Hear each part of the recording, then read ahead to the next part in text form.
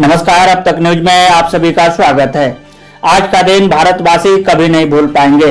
23 मार्च 1931 को शाम में करीब 7:33 पर भगत सिंह तथा उनके दो साथियों सुखदेव और राजगुरु को फांसी दे दी गई।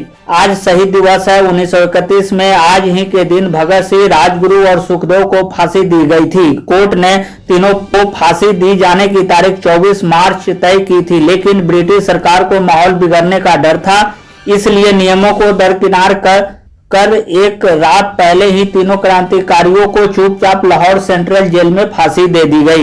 इन तीनों पर अंग्रेज अफसर साडस की हत्या का आरोप था।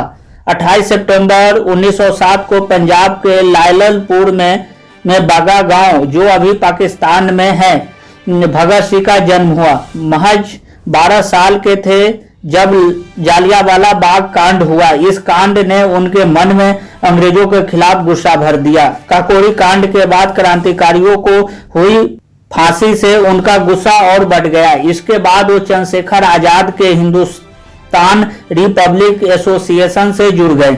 1928 में साइमन कमीशन के खिलाफ हुए प्रदर्शन के दौरान अंग्रेजों ने लाठीचार्ज कर दिया।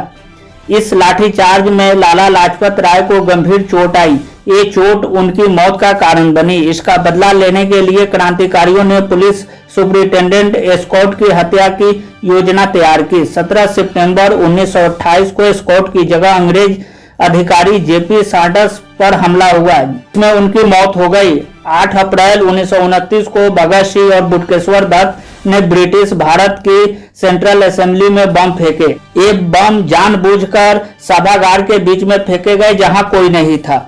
बम फेंकने के बाद भागने की जगह वो वहीं खड़े रहे और अपनी गिरफ्तारी दी। करीब 2 साल जेल में रहने के बाद 23 मार्च 1931 को भगत सिंह को राजगुरु और सुखदेव के साथ फांसी पर चढ़ा दिया गया। वही बटुकेश्वर दत्त को आजीवन कारावास की सजा मिली। ऐसे शहीद को सशक्त नमन। इस वक्त की दिल्ली के लिए बहुत बड़ी दुख भरी खबर है। फिर दिल्ली को बम विस्फोट में दहलाने की साजिश। तालिबान ने ईमेल भेजकर ब्लास्ट की धमकी दी। कई बाजारों में सर्च ऑपरेशन। देश की राजधानी दिल्ली पर एक बार फिर आतंकी खतरा मंडरा रहा है। तहरीक-ए-तालिबान के इंडिया सेल ने दिल्ली में हमले करने की धमकी दी है। धमकी मिलने के बाद पूरी दिल्ली में हाई अलर्ट जारी कर दिया गया है। दिल्ली पुलिस ने मंगलवार देर रात सरोजनी मार्केट समेत कई बाजारों में सर्च ऑपरेशन भी चलाया। दिल्ली पुलिस के स्पेशल सेल के एक अफसर ने बताया कि तहरीक-ए-तालिबान के नाम से कुछ लोगों को धमकी भरी ईमेल भेजे हैं, जिनमें दिल्ली में ब्लास्ट करने की बात कही गई है। इन लोगों ने उत्तर प्रदेश पुलिस को इन ईमेल के बारे में शिकायत की। यूपी पुलिस ने तुरंत दिल्ली पुलिस को इसकी जानकारी दी। दिल्ली पुलिस ने हमले का इनपुट मिलने के तुरंत बाद संवेदनशील जगहों पर फोर्स बढ़ा दिया।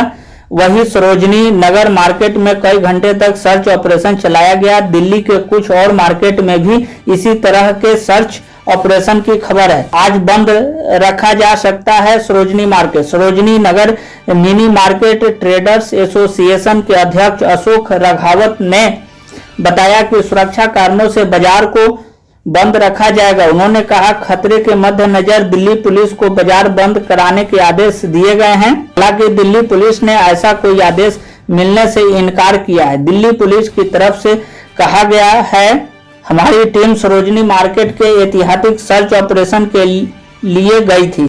दिल्ली के उत्तर प्रदेश में भी सिक्योरिटी अलर्ट है।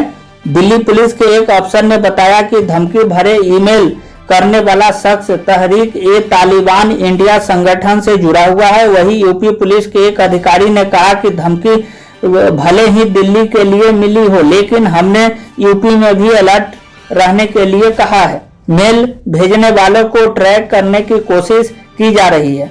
दिल्ली में सुरक्षा बढ़ाने के साथ पुलिस मेल भेजने वाले का पता लगाने में जुट गई है। पुलिस अफसरों का कहना है कि इस मेल को भेजने वाले की पहचान के साथ मेल में किए गए दावों की सच्चाई का पता भी लगाया जा रहा है।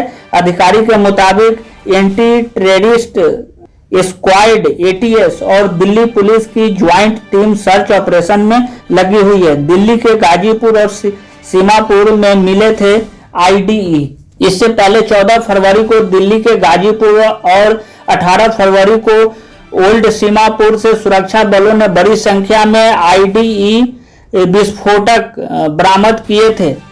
पाकिस्तान में तैयार इन विस्फोटक को जमीन या समुद्र के रास्ते भारत भेजा गया था। समय रहते सुरक्षा बलों ने इन विस्फोटकों को डिफ्यूज कर दिया था। सुरक्षा बलों के मुताबिक दोनों की जगह मिले विस्फोटक के तार एक ही जगह से जुड़े हैं। 2008 में ऐसे ही मेल के बाद सीरियल ब्लास्ट हुए थे। आज से करीब 14 साल पहले 13 सितंबर 2008 को आतंकियों ने एक बड़े मीडिया हाउस को ईमेल भेजकर कहा था कि दिल्ली में 5 मिनट के अंदर धमाके होने वाले हैं, इन्हें रोक सको तो रोक लो। यह मेल आतंकी संगठन इंडियन मुजाहिदीन की तरफ से भेजा गया था। इसके बाद में दिल्ली में 4 सीरियल ब्लास्ट हुए थे, एक के बाद एक हुए। इन धमाकों से दिल्ली पूरी तरह हिल गई थी। पहला धमाका कनॉट प्लेस के पास किया गया था। इसके बाद करोल बाग के गफार मार्केट और ग्रेटर कैलाश वन में भी बम ब्लास्ट हुए थे। इन धमाकों में 21 लोगों की मौत हुई थी और 90 से ज्यादा लोग घायल हुए थे। पाकिस्तान का आतंकी संगठन और तहरीक ए तालिबान को पाकिस्तान का तालिबान भी कहा जाता है। इसकी स्थापना सितंबर 2007 में हुई थी। पाकिस्तान में अफगानिस्तान बॉर्डर के पास कबायली इलाके में इसका अच्छा खासा प्रभाव है। इस संगठन का मकसद पाकिस्तान में शरिया पर आधारित कट्टरपंथी इस्लामी सरकार को कायम करना है। इसी संगठन ने 2014 में पाकिस्तान के पेशावर में आर्मी स्कूल पर हमला कर 132 बच्चों समेत 149 लोगों को मार डाला था। इसी के साथ एक बड़ी खबर दिल दहला देने वाली है। हैदराबाद में कबाड़ गोदाम में लगी भीषण आग, बिहार के 11 मजदूर जिंदे जले हैं। हैदराबाद में भोईगुड़ा में बुधवार तड़के लोहे और प्लास्टिक के कबाड़ वाले एक गोदाम में भीषण आग लग गई। दिल दहला देने वाले इस घटना में कम से कम 11 श्रमिक जिंदा जल गए। आपको बता दें कि दमकल विभाग के अधिकारियों ने अब तक 1100 बरामद किए गए हैं। मरने वाले सभी मजदूर बिहार के थे। मुशीराबाद पुलिस के एक अधिकारी के अनुसार आग सुबह करीब 4 बजे लगी, जब सिकंदराबाद रेलवे स्टेशन के करीब आवासीय कॉलोनी में घनी आबादी वाले भोईगुड़ा इलाके में IDH कॉलोनी में गोदाम की ऊपरी मंजिल में लगभग 13 कर्मचारी सो रहे थे। उन्होंने कहा, प्रारंभिक जांच से पता चला है कि आग शॉर्ट सर्किट के कारण लगी होगी। आगे की जांच चल रही है। जैसे ही आग ने पूरे गोदाम को अपनी चपेट में ले लिया, स्थानीय लोगों ने तुरंत पुलिस को सूचना दी। इसके बाद पुलिस दमकल गाड़ियों के साथ मौके पर पहुंची। दमकल की 8 गाड़ियों को सेवा में लगाया गया और सुबह करीब 7 बजे तक आग पर काबू पा लिया गया। कहा, हमने अब तक 1100 बरामद किए हैं। वे सभी अज्ञात स्थिति में पूरी तरह से जले हुए हैं। एक और व्यक्ति है जो झुलस गया है। उसे तुरंत गांधी अस्पताल ले जाया गया, जहां उसकी हालत गंभीर बनी हुई है। पशुपालन राज्य मंत्री तलसानी श्रीनिवास यादव ने घटना स्थल का दौरा कर घटना की जानकारी ली।